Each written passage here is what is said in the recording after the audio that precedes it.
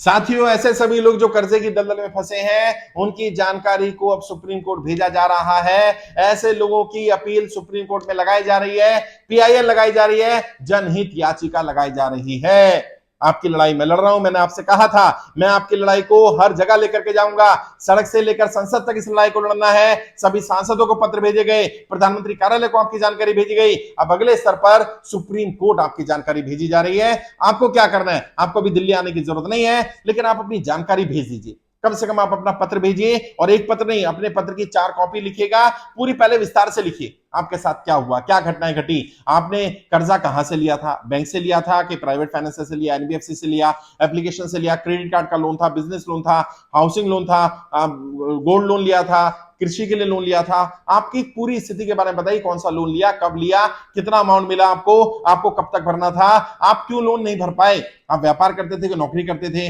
नोटबंदी के कारण कोई दिक्कत आई तो क्या दिक्कत आई, अगर जीएसटी के कारण कोई दिक्कत आई तो क्या दिक्कत आई, अगर लॉकडाउन के साथ दिक्कत आई तो लॉकडाउन में क्या दिक्कत आई, आपका व्यापार बंद हुआ, नौकरी छूटी, क्या समस्याएं आई, और आपके ऊपर कौन कौन लोग डिपेंडेंट हैं, आपकी लॉकडाउन, नोटबंदी, जीएसटी से पहले व्यापार कैसा चल रहा था, कितनी कमाई थी, आज इनकम कितनी है, आज स्थिति क्या है, आप नौकरी कर रहे हैं कि नहीं कर रहे हैं, व्यापार चल रहा है कि नहीं चल रहा, वही व्यापार कर रहे हैं कि कोई नया कर रहे हैं। पूरा विस्तार से 3-4 पेज में अपनी पूरी स्थिति के बारे में बताइए, ताकि सुप्रीम कोर्ट को भी पता चल पाए, सरकार को भी पता चल पाए, आरबीआई को भी पता चल पाए कि स्थिति कितनी खतरनाक है और किसको कितनी मदद की जरूरत है, किसको तुरंत मदद की जरूरत है। खास तौर से वो लोग जिनकी प्रॉपर्टी मोर्टगेज है, जिनकी गाड़ी घर कब्जा करने वाला बैंक, उन्हें तुरंत अपना पत्र भेजना चाहिए। मैं यहां पर अपना एड्रेस भेज दूंगा, मालवीय नगर एच ब्लॉक में मेरा एड्रेस है, उस एड्रेस पर पत्र भेजना है, और 3-4 कॉपी भेजिए। और लोग पूछ रहे किसके नाम भेजनी है, एक पत्र लिखिए सुप्रीम कोर्ट ऑफ इंडिया के नाम, और पूरी जानकारी सेम लिखिएगा। एक पत्र लिखिए आप प्रधानमंत्री कार्यालय के नाम, उसमें पूरी जानकारी भेजिएगा। एक पत्र लिखिए आरबीआई गवर्नर के नाम, उसमें पूरी जानकारी भेजिएगा।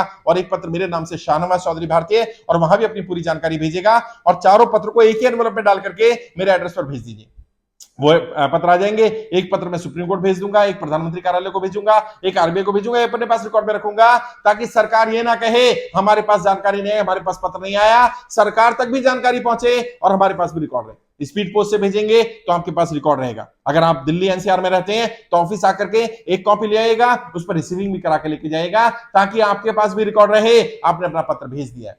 मैं आपकी लड़ाई लड़ रहा हूं, मैं आपका भाई, आपका दोस्त, आपका बेटा, अंत तक इस लड़ाई को लड़ूंगा। और देखिए, सुप्रीम कोर्ट, अगर आपको सुप्रीम कोर्ट के जजों को, वकीलों को अपनी जानकारी देनी है, अपनी समस्या बतानी है, लाखों रुपए खर्च होता है साहब। आपसे 1 रुपया नहीं लूंगा। मैंने बार बार कहा है, यह अभियान पूरी तरह से निःशुल्क था, निःशुल्क है, निःशुल्क रहेगा।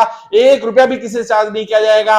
और यदि कोई कर्जा मुक्ति के नाम पर, रजिस्ट्रेशन नाम पर, ट्रेनिंग के नाम पर आपसे पैसा मांगता है, तुरंत उसकी पुलिस में कंप्लेंट करिए। वो हमारा व्यक्ति नहीं है। आपने कर्जा मुक्ति का फॉर्म भर दिया होगा, फॉर्म नहीं भरा तो गूगल पे जाके फॉर्म भरिए, सर्च करिए गूगल पे कर्ज मुक्त भारत अभियान, पूरी जानकारी मिल जाएगी। और वहां पर फॉर्म भरिए, और फॉर्म भरने के बाद अगले महीने, जिस महीने आप फॉर्म भरेंगे उससे अगले महीने में अपना प्रमाण पत्र ले लीजिएगा। आपके राज्य में मिल जाएगा, वरना दिल्ली की अलग लोकसभा में 7 दिन प्रमाण पत्र बढ़ते हैं। आप दिल्ली में किसी भी जगह पर उस दिन जाकर के लोकसभा में प्रमाण पत्र ले सकते हैं, जिस दिन वहां प्रमाण पत्र मिल रहे हैं। प्रमाण पत्र आपको कोर्ट में भी लगा सकते हैं, आप साहूकार को दिखा सकते हैं, बैंक में लगा सकते हैं, हर जगह पर प्रमाण पत्र भी आपकी मदद कर रहा है। सुप्रीम कोर्ट में भी आपका लेटर भेजूंगा, आपकी जानकारी भेजूंगा। ये भारत के इतिहास की सबसे बड़ी पीआईएल होने वाली है, और मैं पूरा विश्वास के साथ ये बात जानता हूं कि सुप्रीम कोर्ट के जज बहुत समझदार हैं। अगर उन्हें लगा वाकई समस्या इतनी गंभीर है, वो समस्या को जरूर समझेंगे, इसकी गंभीरता को समझेंगे, और फिर सुप्रीम कोर्ट सरकार पर दबाव बनाएगा कि या तो सरकार जनता कर्जा माफ कर दे, और अगर कर्जा माफ नहीं कर सकती तो कम से कम 6 महीने का समय दे दिया जाए, क्योंकि लोग बहुत परेशान हैं। और वैसे भी जब सुप्रीम कोर्ट में हम बोलेंगे कि बड़े बड़े उद्योगपतियों को राहत दी गई है, उनका लाखों करोड़ रुपए का लोन अंडरराइट किया गया, राइट ऑफ किया गया, हेयर कट दिया गया, 80% का लोन माफ कर दिया गया, तो आम जनता का लोन माफ करने में क्या दिक्कत आ रही है? आम जनता का साथ क्यों नहीं देना चाहिए? और सरकारों से मांग नहीं करेंगे तो किससे करेंगे?